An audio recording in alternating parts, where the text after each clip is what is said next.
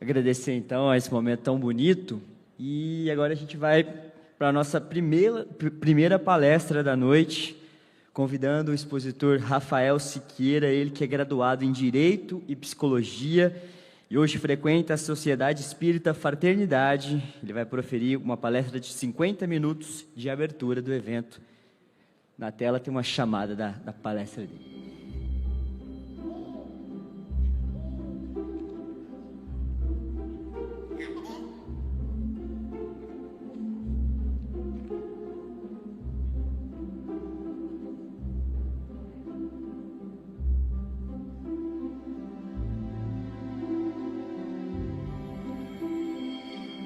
A Web Rádio Fraternidade apresenta Rafael Siqueira, no 8º Congresso Espírita de Uberlândia, com a apresentação do tema Acolher e Educar, o trabalho de Maria e dos Espíritos Crísticos na transição planetária.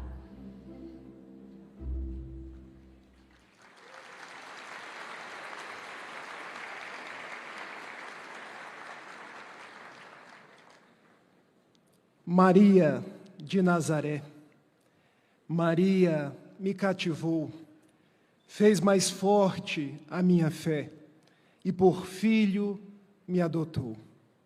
Às vezes eu paro e fico a pensar e sem perceber me vejo a cantar.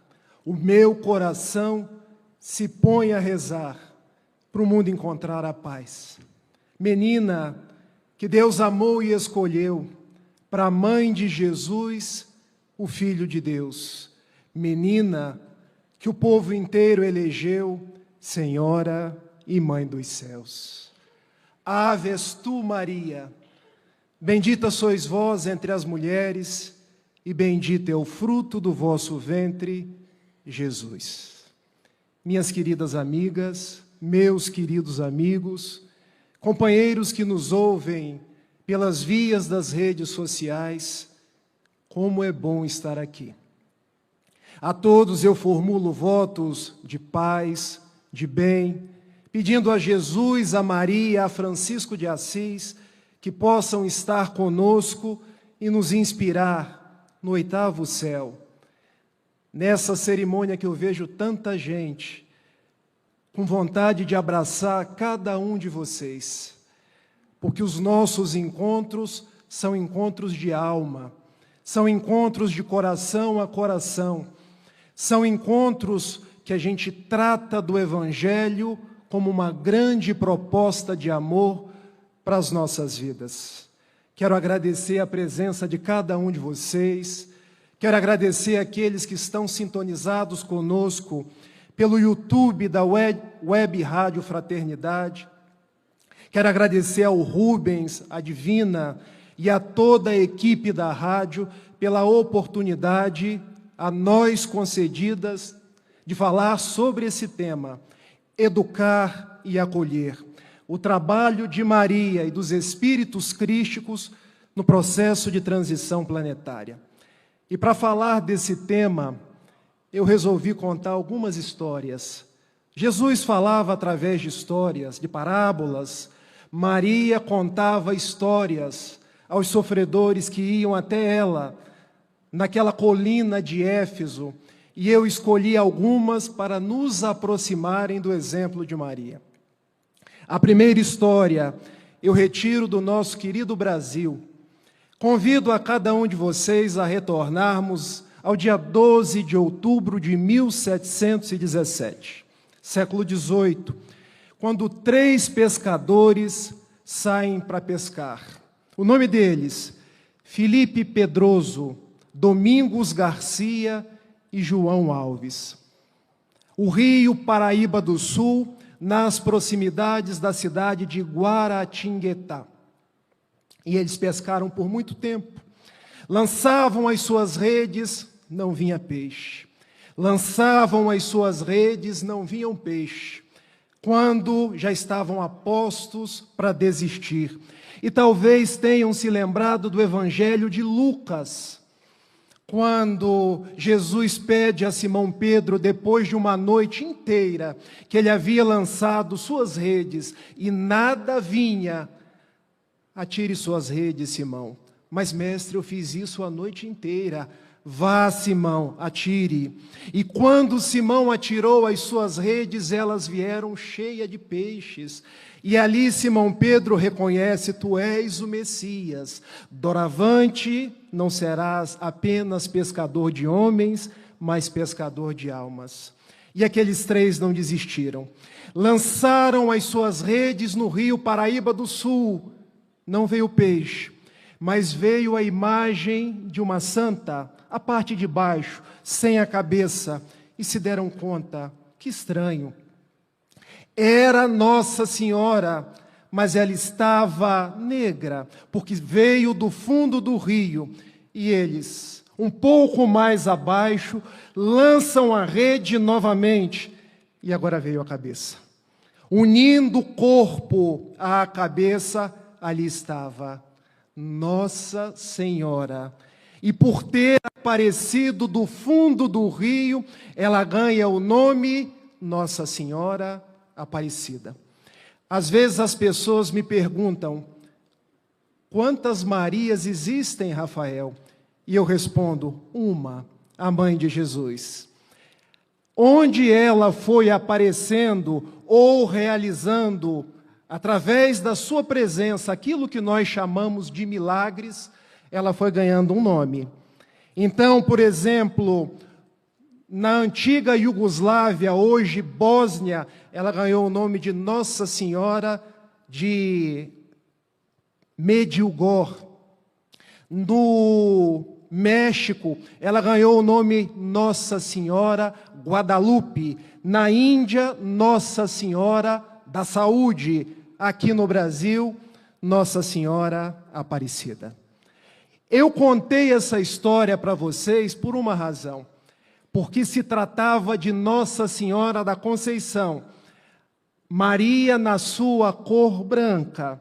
Mas quando ela veio do fundo do rio, ela aparece numa cor negra. E havia naquela imagem uma outra particularidade. Ela trazia 3 florezinhas na cabeça. E por quê?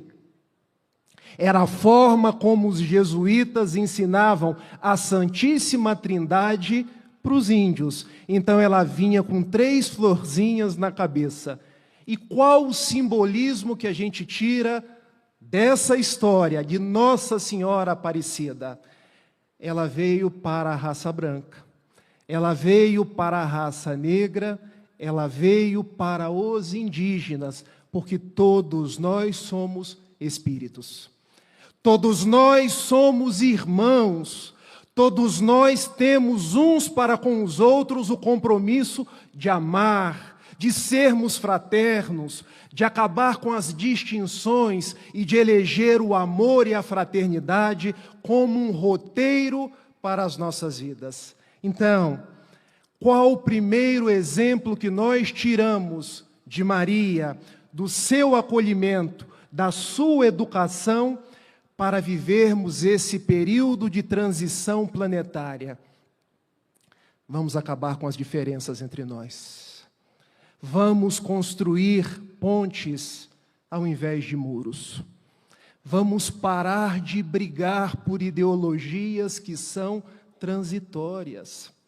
Vamos construir o altar da fraternidade. Lembrem-se, ela veio para as 3 raças que formou o Brasil, quando em verdade Jesus, o Evangelho, a presença de Maria, veio para que nós aprendamos a ser irmãos uns dos outros. Meus amigos, acolhimento é entendimento. Educação é resgatar dentro de nós os valores primordiais do Evangelho de Jesus. E, para tanto, um grande compromisso que nós assumimos nesse período de transição planetária é: vamos nos aproximar uns dos outros, vamos estabelecer conexões, vamos deixar de lado os desentendimentos. Eu achei tão bonito quando a Divina falou aqui de cima: qual o segredo? Amor. Qual o segredo? A presença de Jesus, a presença de Maria nas nossas vidas. Daí que nós possamos construir unidade naquilo que é essencial, que nós possamos construir respeito naquilo que não for essencial, e em todos os momentos que nós possamos construir fraternidade, caridade. Se eu pudesse, com essa primeira história, a história do aparecimento de Nossa Senhora Aparecida, a padroeira do Brasil, dizer um exemplo de educação para todos nós, vamos nos amar uns aos outros, vamos ser fraternos uns com os outros, esse é o nosso compromisso. Vamos olhar para o nosso movimento espírita de uma forma que nós possamos cada vez nos unir mais, nos abraçar mais, entendendo que união não é uniformização. As pessoas são diferentes, mas nós podemos caminhar juntos, de mãos dadas, estabelecendo o Evangelho de Jesus como a bússola dos nossos dias. Uma segunda história que eu quero contar para vocês, eu extraí do livro Lindos Casos de Bezerra de Menezes, de Ramiro Gama, quando ele conta que Bezerra de Menezes, que foi presidente por 2 vezes da Federação Espírita Brasileira, no ano de 1896. Ele descia as escadarias da casa de Ismael, a Federação Espírita Brasileira, quando um pedinte se aproximou dele. Era um homem que tinha necessidades materiais as mais diversas, e estendeu a mão para o doutor Bezerra. E ele, enfiando a mão num bolso, nada tinha. No outro bolso, nada tinha. Mas ele pensou, algo eu posso dar. Porque caridade não é apenas dar coisas, caridade é dar de nós. Ele pede àquele homem para dar um abraço nele, em nome de Maria Santíssima. Meu irmão, eu te abraço em nome da Mãe de Jesus, a Rainha dos Céus. O homem não entendeu, mas recebeu o abraço. Quando chegar em casa, meu filho, porque era assim que Bezerra de Menezes tratava as pessoas, ore a Maria de Nazaré, peça a ela para que abençoe a sua família. E ele chegou em casa, abraçou a todos os filhos, a esposa, fizeram uma prece em homenagem à Rainha dos Céus, dormiram. No outro dia, ele teve uma espécie de inspiração para ir numa determinada casa onde lhe seria dado um emprego. E assim foi feito. E com o emprego ele recebeu também um adiantamento. Voltou na semana que vem, na semana seguinte, à Federação Espírita Brasileira, ainda naquela época no Rio de Janeiro. E doutor Bezerra, descendo as escadarias, o homem, mais uma vez, e eu mais uma vez não tenho nada para dar para ele. Não, doutor Bezerra, hoje quem quer dar sou eu. Eu quero te abraçar em nome de Maria Santíssima. Como assim, meu filho? Pois é, na semana passada, você me pediu para que eu fosse até o meu lar, abraçasse os meus familiares e que nós fizéssemos uma oração. Eu consegui um emprego, tive um adiantamento e hoje eu já estou comprando mantimentos e remédios. Doutor Bezerra, eu te abraço e te agradeço pelo venerando homem que você é. Não, meu filho, não me abrace, não me agradeça. Agradeça a Maria, Mãe de Jesus. E nesse instante, eu quero fazer algo com vocês. Vamos nos levantar? Eu quero que vocês olhem uns para os outros. Reconheçam naquele que está do seu lado esquerdo, do lado direito, do lado da frente, do lado de trás. Abrace essa pessoa, em nome de Jesus, de Maria Santíssima. Deseje a ela tudo de melhor que você puder. Transmita todo o amor que você conseguir. Aliás, nós estamos no céu. Eu daqui de cima estou vendo umas 2.000 pessoas. Eu gostaria de abraçar todos vocês. Nesse instante eu peço a Maria que possa derramar fluidos de paz, de alegria em cada um de nós que aqui nos encontramos. E agora eu pergunto, não é mais fácil viver assim?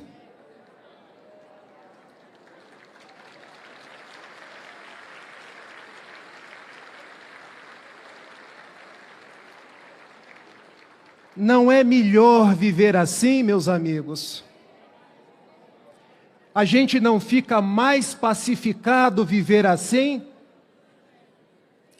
Esse é o comportamento de acolhimento e de educação de Maria Santíssima para nós, espíritos imperfeitos, que caminhamos para a luz, que caminhamos para a plenitude. Agora o grande desafio: abracem em casa. Porque em casa nós temos tantos invisíveis. Sabe aquele pai que eu não converso com ele mais? Cheguem em casa, dê um abraço nele. E façam mais, digam para ele, eu te amo. Eu já disse para o Rubens hoje que eu amo ele. Já disse para o Elahá que eu o amo.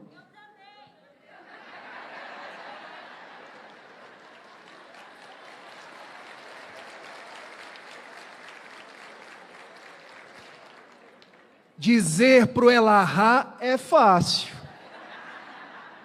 Dizer para o Rubens é fácil. Cheguem em casa e digam para a esposa, meu bem, eu queria dizer que eu te amo. Certamente ela vai dizer assim, o que você está querendo, hein? Foi um orador do Rio de Janeiro que sugeriu. Porque aí, se ele desconfiar, fica na minha conta. Mas o melhor é que vocês não digam nada, simplesmente abracem. Abracem o vizinho, aquele vizinho que eu já não converso com ele nunca, há muito tempo.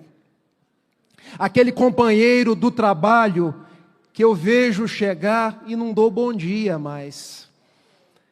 Aquele confrade da casa espírita. E quando a gente fala confrade, os jovens dizem assim, tio, você está ficando velho, hein? Está nas nossas mãos. Eu poderia falar de maridos espíritos crísticos, nos acolhendo e nos educando das mais variadas formas, mas eu quis traduzir isso em exemplos, para que nós saíssemos daqui e olhássemos aquela pessoa. Ela votou diferente de mim, mas ela é meu irmão. Ela torce para um time diferente de mim, mas ela é minha irmã, e a gente seguir em paz. Vamos para uma terceira história? Porque o relógio aqui é um relógio que vai contando num cronógrafo. A terceira história, vejam, comecei lá em Guaratinguetá, falando de Nossa Senhora Aparecida. Fui para o Rio de Janeiro, falando de Bezerra de Menezes. Agora eu quero ir para o interior do Rio, de onde eu vim. Eu sou de Itapiruna, gente. Mas há uma cidade no interior do Rio de Janeiro chamada Santa Teresa de Valença. Conhecem?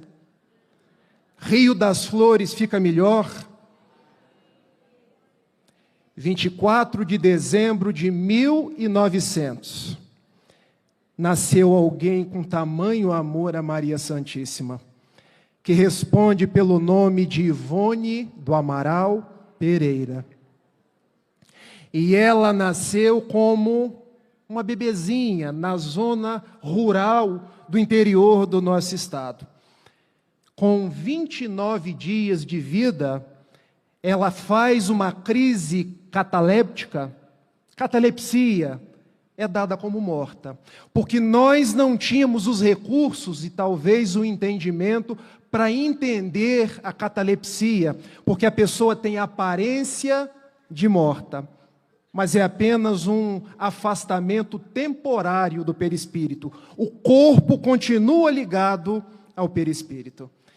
Ela foi dada como morta. Colocaram ela num caixãozinho, uma coroa de flor na sua cabeça, e já estavam fazendo os rituais fúnebres. Mas todos nós temos uma mãe. Ela também tinha uma mãe, que vai até o retrato de Maria Santíssima e faz uma oração. Uma das orações mais bonitas que eu já escutei, dizendo mais ou menos assim: minha mãe, eu sou mãe igual a você. Eu tenho a impressão que a minha filha não está morta. Se ela não estiver morta como eu assim compreendo, dá-me um sinal. Fazei com que isso se torne palpável e eu entregarei a vida dela a ti.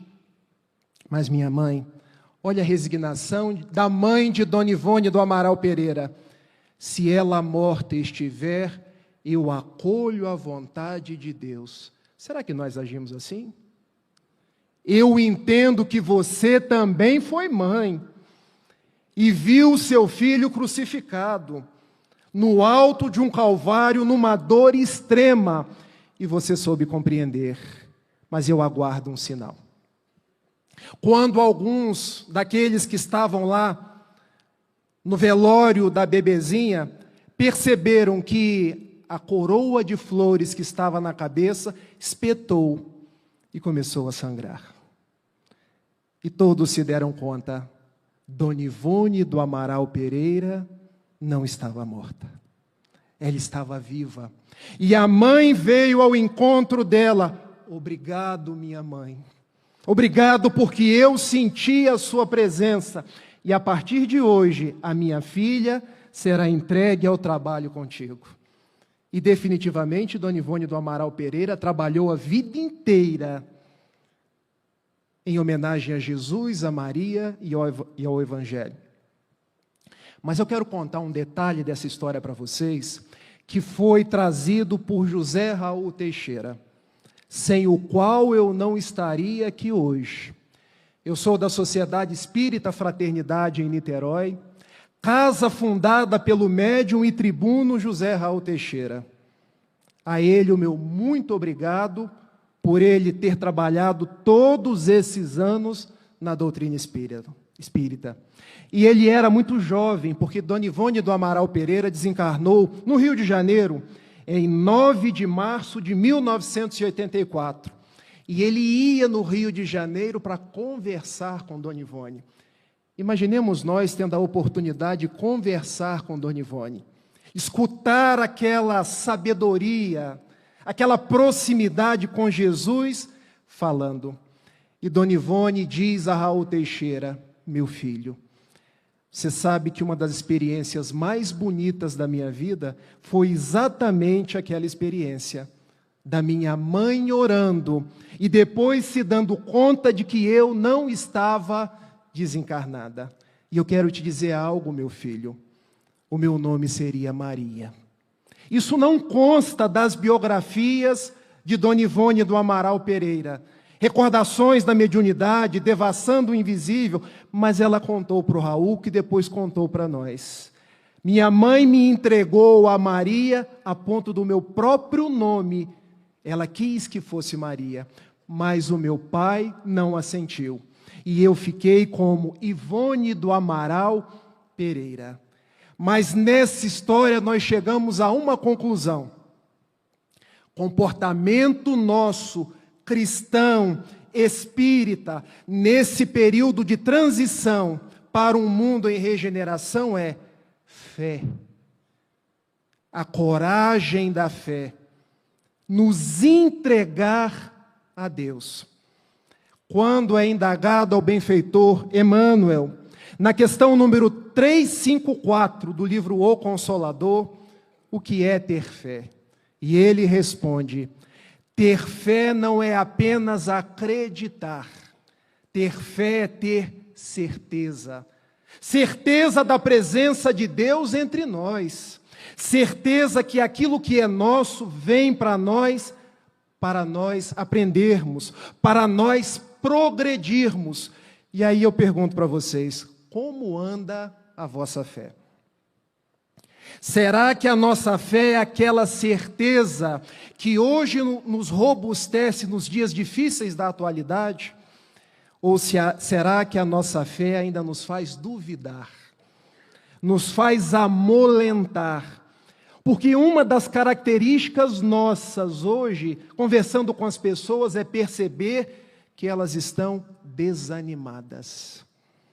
Meus amigos, vir para o céu, vir ouvir falar de Maria, é recarregar a alma de esperança, de bom ânimo, de fé, não a fé que acredita, porque crença é superficial, mas a fé da entrega, a fé de quem confia, de fiar junto, a fé de quem sabe que tudo isso vai passar, de que nós alcançaremos dias melhores, mas para que esses dias melhores cheguem, é preciso que todos nós sigamos juntos.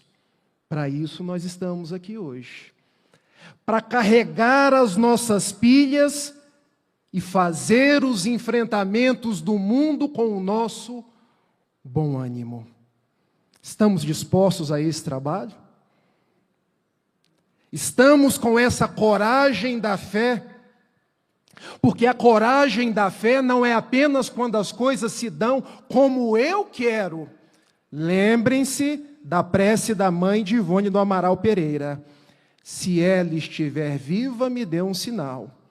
Mas se ela já estiver desencarnada, eu aqueço, porque você também é mãe e viu o seu filho desencarnar.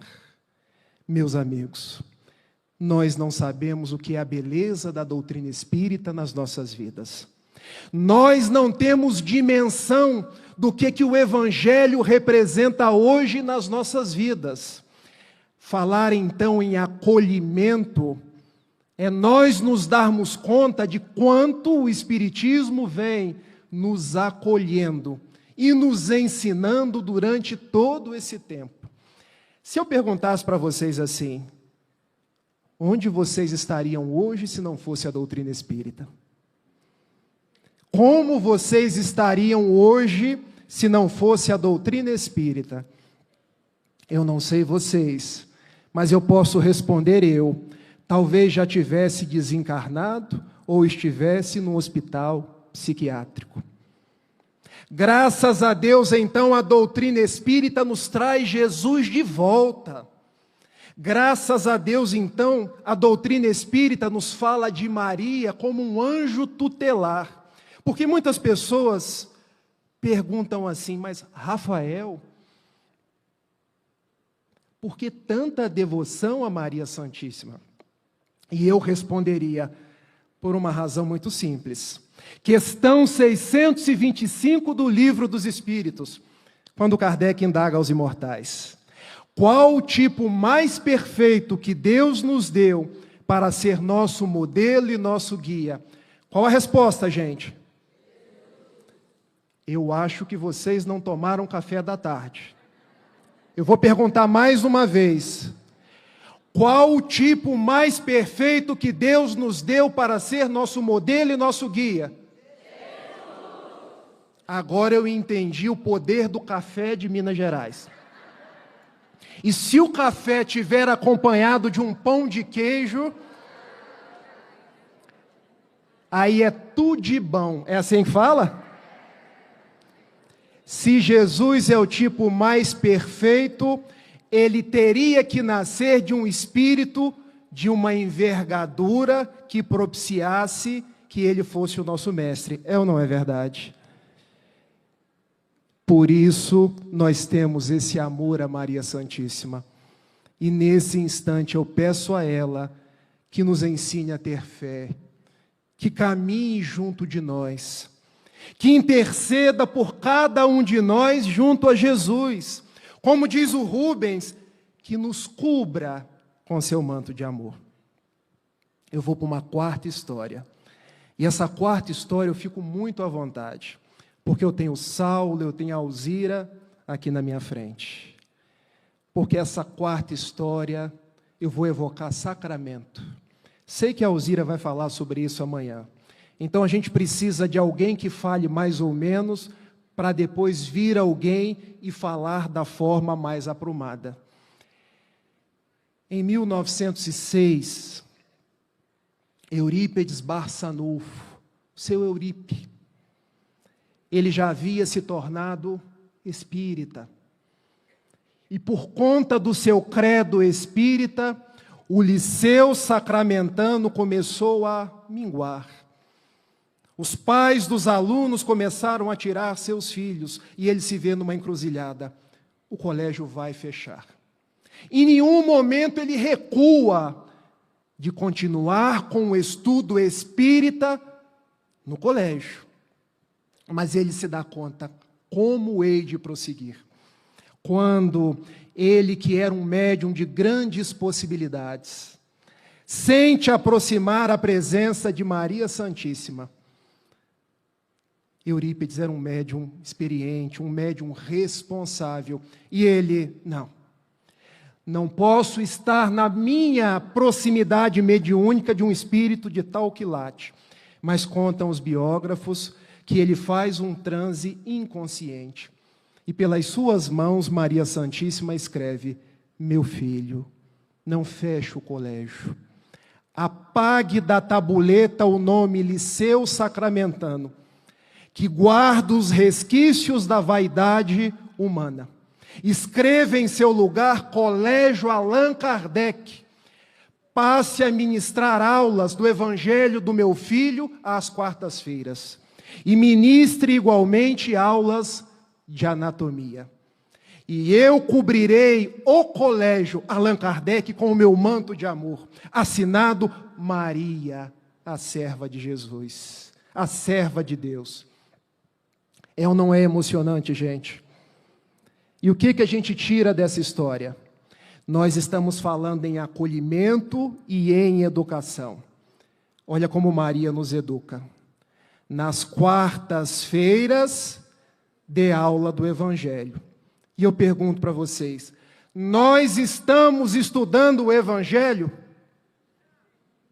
Eu escutei uma voz bem fraquinha lá no final. Eu vou contar uma experiência para vocês, Rubens. Um dia eu cheguei na casa espírita, eu ia fazer uma palestra, um companheiro disse assim para mim: Rafael, não tenho tempo mais de ler livro espírita. E eu imitei o mineiro, porque a minha esposa é mineira. O meu maior orgulho é ter uma esposa mineira, de Governador Valadares. Gabriele, eu te amo.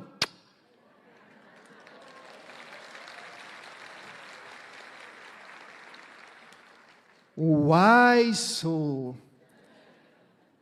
Por que você não lê obra espírita mais? Porque eu, quando chego em casa no final do dia, eu tenho umas 500 mensagens no WhatsApp para ler. Eu fiquei quieto, porque eu também leio. Então eu tinha que tomar cuidado, porque o que eu iria dizer para a pessoa serviria também para mim. Meus amigos, os primeiros ouvidos que ouvem o orador são os dele próprios. Então, não estou falando para vocês, estou falando para mim. Me veio uma intuição. Deixe de ler as 500 mensagens no WhatsApp e leia mais Paulo e Estevão. Deixe de ficar 3 horas no Instagram e vai ler Boa Nova. O capítulo 30 fala sobre Maria. E eu fui escutando o que eu fui falando. Aí tem uma ferramenta lá no Instagram que diz assim: quantidade de horas que você fica nas redes sociais. E eu fui ver a minha, Alzira, 2 horas. Eu botei a mão, caramba, 2 horas que eu poderia estar com a minha filha.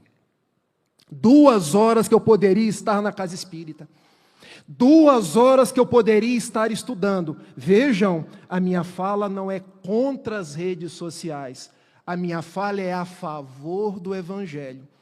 Porque se nós queremos a educação mariana para os dias atuais, é foco.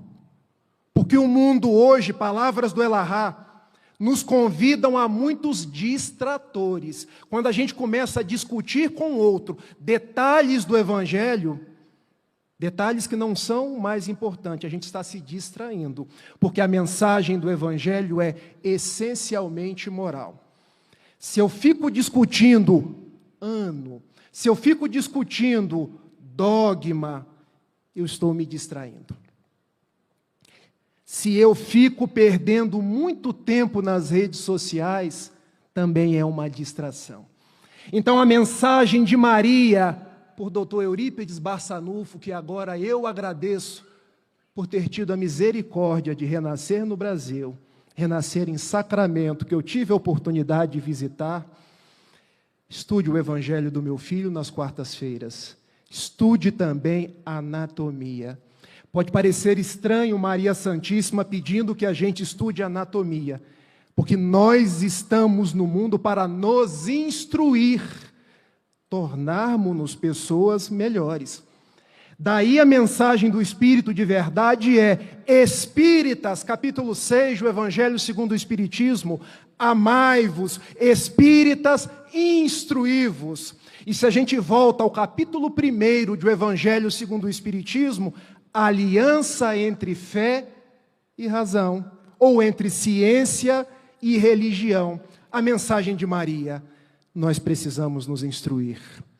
Quanto mais a gente estuda, dizia Raul Teixeira para mim, mais recursos a gente tem para fazer o bem, para entender a mensagem dos benfeitores da espiritualidade.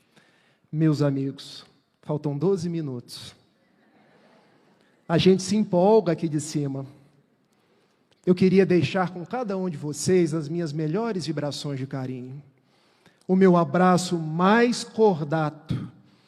Eu queria deixar com vocês a presença de Maria Santíssima entre nós, um convite a nós mirarmos naquilo que é importante, diminuíssemos as brigas e estendêssemos para todos um olhar de fraternidade. A última história, eu peço permissão para voltar à minha individualidade. Porque quando eu era pequeno, Saulo, eu devia ter uns 4 anos de idade. Eu já era médium e não sabia.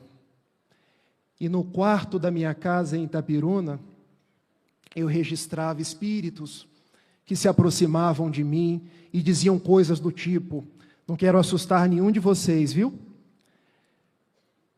Nós vamos te matar. Você não vai completar a sua encarnação. Você não vai conseguir fazer nada nessa vida, Rafael.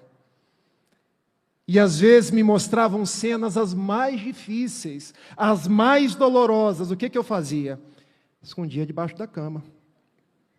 Contava para o padre da minha igreja, porque eu me tornei espírita aos 18 anos de idade. Sou espírita feliz, convicto, mas até aos 18 anos eu era católico. Eu ia para a cama de minha mãe e dizia: mamãe, estão me perseguindo, mamãe. E ela dizia: meu filho, não tem ninguém te perseguindo. Vamos orar, meu filho. Eu quero dizer algo para você.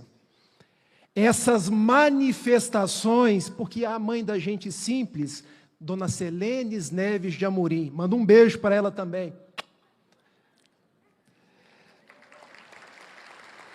Essas manifestações, meu filho, elas vão passar, porque eu sei um segredo. Qual o segredo, mamãe? Eu sou mãe. E quando uma mãe ora para outra mãe, as coisas tendem a melhorar. Eu vou orar para Maria Santíssima. E ela orava. Orava do jeito que a Cacá cantou aqui. Mãezinha do céu, eu não sei rezar. Eu só sei dizer que eu quero te amar. Azul é teu manto, branco é teu véu. Mãezinha, eu quero te ver lá no céu. Repete, meu filho. E eu repetia. Mais uma vez, meu filho. E eu repetia. A terceira vez, meu filho, eu repetia. Está vendo mais alguma coisa? Mamãe, não estou vendo nada. E depois eu fui entender por que o Chico dizia que a oração de uma mãe arromba as portas do céu. Olha a presença de Maria Santíssima nas nossas vidas.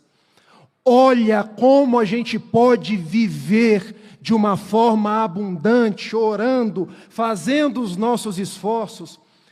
Eu cresci, hoje estou aqui conversando com vocês, não como um orador, mas como alguém que venço um dia de cada vez. Oro todos os dias, procuro estudar todos os dias. E a maior alegria da minha vida, Alzira, foi quando eu me tornei pai. 10 de outubro de 2018, veio ao mundo Clara, em homenagem a Clara de Assis. E por volta dos 4, 5 anos, a história se repetiu. Porque, papai, eu não quero dormir. Eu falei, mas minha filha, dormir é tão bom. A gente está cansado, a gente deita na cama e a gente dorme, minha filha. É tão bom, minha filha. Papai, eu não gosto de dormir. Por quê, minha filha? Eu tenho tantos pesadelos, papai.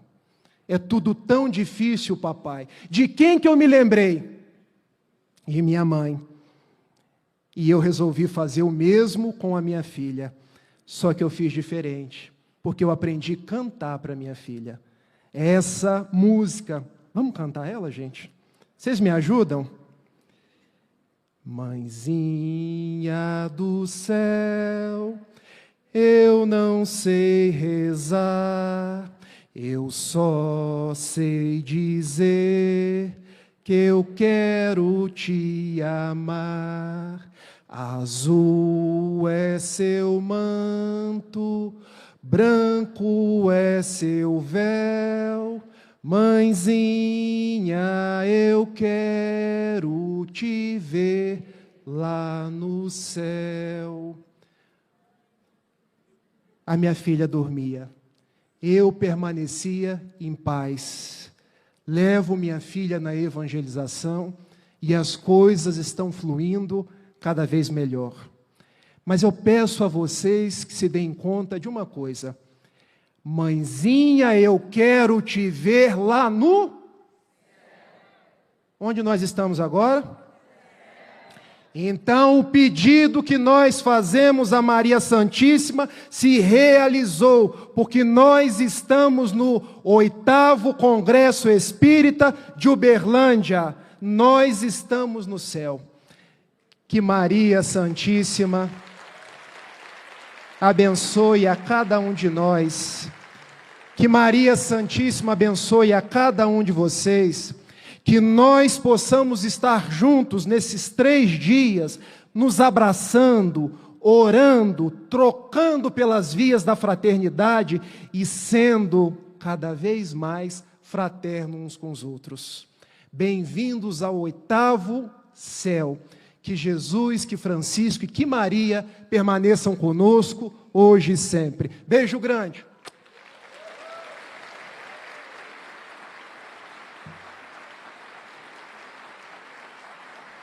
Sobrou tempo.